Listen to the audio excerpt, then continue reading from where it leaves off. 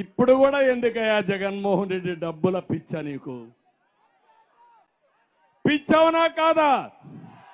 ఏం చేసుకుంటావు? ఈ డబ్బులు తగలబెట్టుకుంటావా నువ్వు? అంటే రేపు ఎన్నికల్లో ఓటుకు 10,000 ఇస్తారంట, 20,000 ఇస్తారంట, నాయకులు కొంటారంట. ఏం తమ్ముళ్ళు ఆడబిడ్డలో మీరు ఒప్పుకుంటారా ప్రజానీకం? నేను ఒకటే హెచ్చరిస్తున్నా, రేపు ఆ డబ్బులు తీసుకుంటే మన గోతులు మనమే దూకొని మళ్ళా ఈయన వస్తానే ఆ గోతులు మనమే మూసుకుని శాశ్వతంగా వెళ్ళిపోవడమే. దానికి మీరు సిద్ధంగా ఉన్నారా? ఇసుక దొరుకుతుందా మీకు? దొరుకుతుందా? ఏం తమ్ముళ్ళు ఎక్కడికి పోతుంది ఇసుక? ఎక్కడికి పోతుంది? చెన్నైకి పోతుంది, అవునా కాదా? బెంగళూరు పోతుంది, అవునా కాదా? హైదరాబాద్ పోతుంది, అవునా కాదా? ఇక్కడ దొరకదు.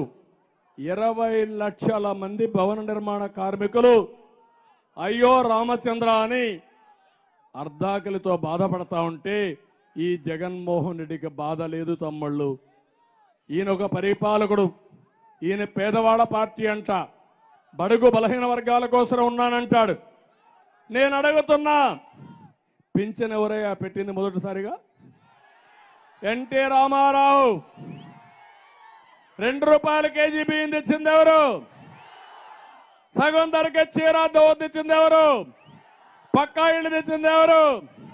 సంక్షేమానికి నాంది పలికిన పార్టీ ఏది? నాయకుడు ఎవరు? నేను వచ్చిన తర్వాత 200 రూపాయల పింఛన్ని ఎంత చేశాను తమ్ముళ్ళు?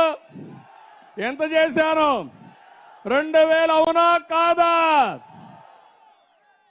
నేను 2,000 చేస్తే వీళ్ళ తండ్రి 75 రూపాయల నుంచి ఇచ్చింది 200 రూపాయలు చేశాడంటే 125 రూపాయలు పెంచాడు.